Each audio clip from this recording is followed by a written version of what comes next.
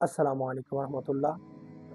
এক ভাই প্রশ্ন করেছেন, অসুস্থতা বা অন্য কোনো বিশেষ কারণে যদি কোনো ব্যক্তি মসজিদে যেতে না পারে এবং বাসায় তারাবির নামাজ আদায় করে, তাহলে কি এতে কোনো সমস্যা হবে? বাসায় তারাবি পড়লে কি সুন্নতের খেলাফ হবে? ধন্যবাদ প্রশ্নকর্তাকে। দেখুন, তারাবির নামাজ জামাতে আদায় করা সুন্নাতে মুআক্কাদা আলাল কিফায়া, অর্থাৎ অত্যাধিক গুরুত্বপূর্ণ একটি সুন্নাত। তারাবির নামাজ জামাতে আদায় করার মাধ্যমে আল্লাহ তাবারক তাআলার ইচ্ছায় বান্দার পূর্বের গুনাহ মাফ করে দেন এবং সারা রাত নফল ইবাদত করে যে সওয়াব অর্জিত হয়, তারাবির নামাজ জামাতে ২০ রাকাত আদায় করলে তার চেয়ে অধিক বেশি সওয়াব লাভ করা যায়। সুবহানাল্লাহ। তবে কেউ যদি অসুস্থ হয় বা শারীরিক জটিল কুটিল রোগে আক্রান্ত থাকে বা অন্য কোনো বিশেষ ওযর বা গ্রহণযোগ্য কারণ যার কারণে তিনি বা তারা মসজিদে গিয়ে তারাবির নামাজ আদায় করতে পারছেন না, তিনি বা তাদের জন্য শরীয়তের বিধান হচ্ছে ঘরে বসে একাকী অবস্থায় ২০ রাকাতে সূরা তারাবি আদায় করবেন। আসুন এই বিষয়টি আরেকটু ব্যাখ্যামূলকভাবে জানার চেষ্টা করি। কিতাবের ইবারতের মধ্যে এভাবে এসেছে, বিসমিল্লাহির রহমানির রহিম।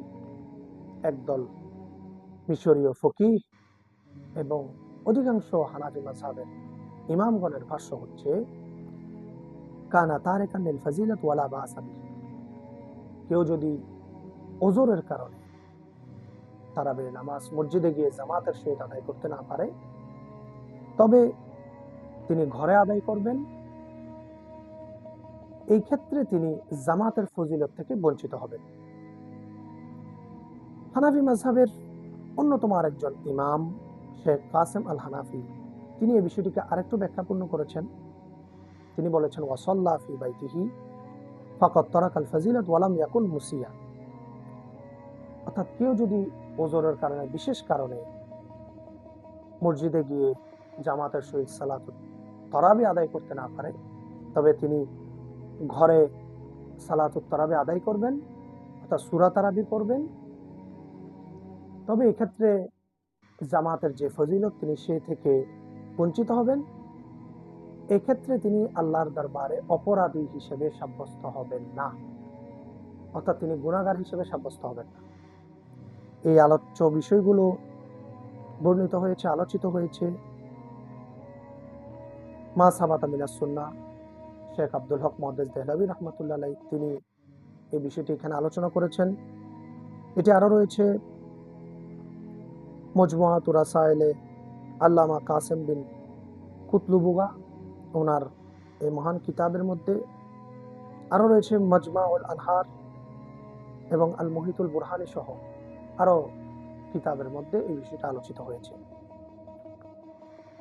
এটি শরীয়তের একটি ব্যাখ্যাপূর্ণ এবং তাৎপর্যপূর্ণ মাসআলা, যা আমরা ইতপূর্ব জানতে পেলাম। তবে এর সাথে সাথে আরেকটি বিষয় আমাদের মাথায় রাখতে হবে, কেউ যেন হেলায় ফেলায় আড্ডা দিয়ে ইচ্ছাকৃতভাবে অলসতা প্রদর্শনের কারণে তারাবির নামাজ জামাতে আদায় করা থেকে বিরত না থাকে। কেউ যদি তারাবির নামাজ ইচ্ছাকৃতভাবে জামাতে আদায় করা থেকে বিরত থাকে, নিঃসন্দেহে সে আল্লাহর দরবারে গুনাহগার হিসেবে সাব্যস্ত হবে। আল্লাহ তাবারক তাআলা আমাদেরকে এই বিধানগুলো জেনে বুঝে আমল করার তৌফিক দান করুক। মা সালামাত। আসসালামু আলাইকুম ওয়া রাহমাতুল্লাহি ওয়া বারাকাতুহু।